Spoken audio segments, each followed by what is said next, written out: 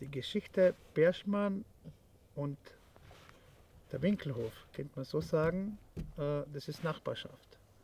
Das heißt, von Kind auf war der Berschmannhof auch ein wichtiger Teil meines Umfeldes, also wo wir uns auch als Kinder bewegt haben.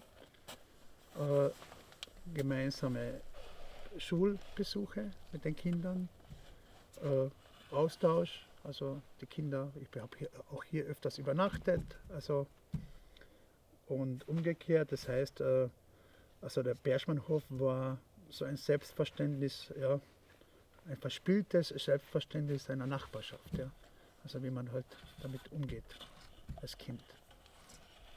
Später mit der Geschichte, also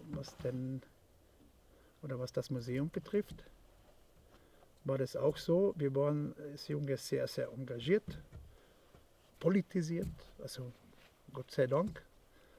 Und das war gerade so diese Endphase dieses polarisierten Streits in Kärnten, Ortstafel und dann die Volkszählung und da als Jugendlicher mit 18, 19 Jahren, also irgendwie war man so am Puls der Zeit, wo wir geglaubt haben, dass wir jetzt sozusagen die Welt verändern müssen zu einem Positiven.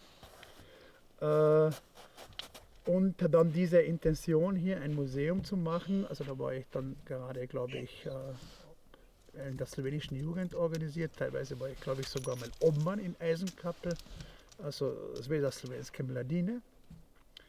Und da haben dann die Baumaßnahmen hier begonnen und wir sind dann natürlich als Jugendliche Engagierte also immer wieder bei diesen Aktionen mit eingeteilt worden. Wir haben geglaubt, wir teilen es ein, aber wir sind eingeteilt worden.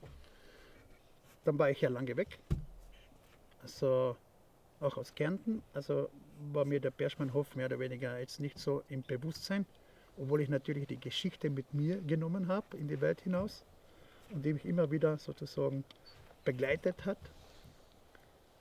Nach meiner Rückkehr, da war dann die Tina ständig zu Gast, auch bei mir.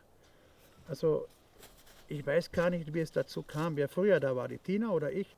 Es begann dann alles irgendwie, glaube ich, mit den Hoffesten bei mir am Hof, wo immer wieder irgendwie so politisch aktive Jugendliche, unter anderem aber auch die Tina immer wieder präsent, äh, dann ich versucht habe, aus diesen Hoffesten irgendwann mal, das hat sich so entwickelt, plötzlich so auch eine Wanderung anzubieten, also im kulturhistorischen Kontext. Beim Berschmann, und das sind auch meine Programme angelegt, ist dann auch dieses Fenster in die Zukunft ausgerichtet. Das heißt, es geht nicht nur um den Staub und um die Blätter, die immer wieder jeden Herbst die Landschaft abdecken und das Schnee, sondern es geht auch eine Botschaft hinaus, also aus der man etwas herausnehmen kann und in die Zukunft transportieren kann.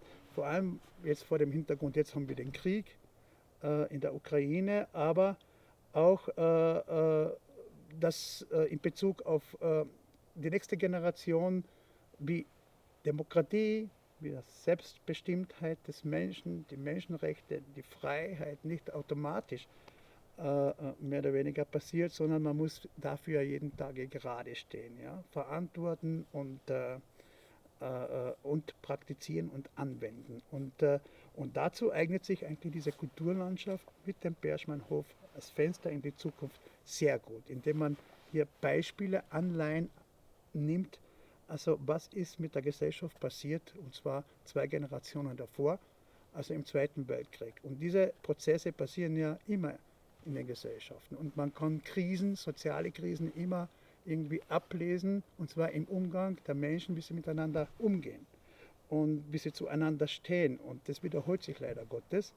Und der Berschmannhof als Zukunftsprofil ist sozusagen eine super Anleihe für eine Zukunft, für die nächsten Generationen, wo man vielleicht etwas daraus lernt, ja, um es besser zu machen, damit es zu diesen sozialen Krisen und Kriegen, wie wir sie jetzt haben, nicht kommen kann.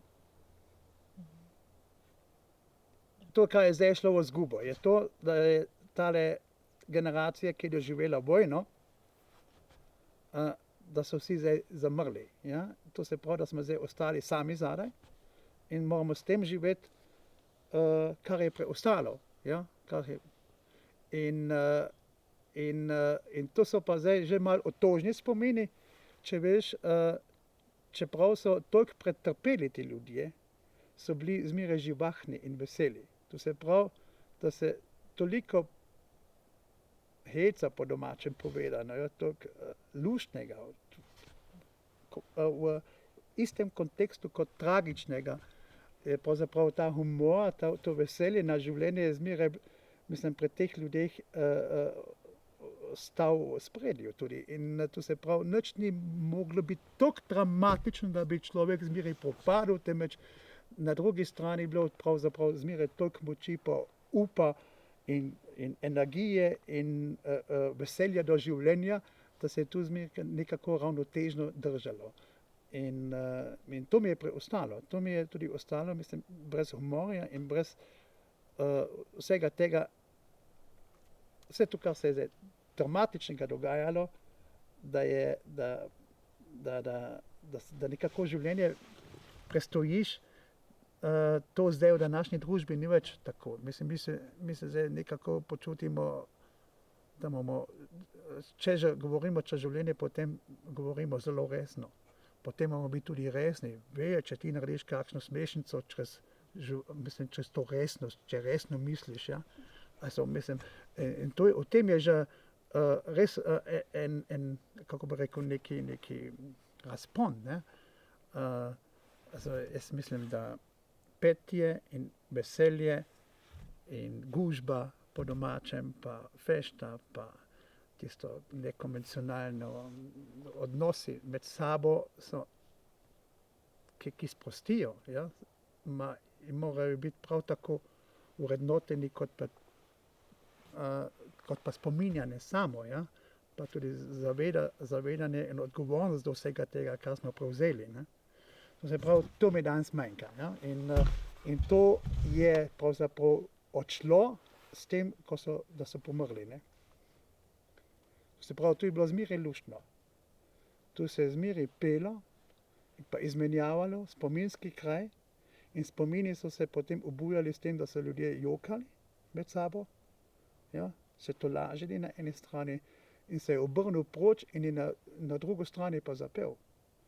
Mislim, in to je ena stvar, ki ti da res za razmišljanje, ja. Kako tisto človekovo dostojanstvo prepričljivo, ja, in ta energija in ta moč, ki so nosili ljudje to v sabo in s tem živeli, jaz mislim, to je to, kar mi je močno vplivalo nase, ja, in tudi dalo sporazumevati pa spoznati, kaj človek na sam sebi, ja, kaj tudi človek potrebuje, ja. In potem je, mislim, če se ti to odpre, potem se ti tudi dosti lažje dogaja, pa doživljaš, pa tudi dosti lažje se ti da živeti.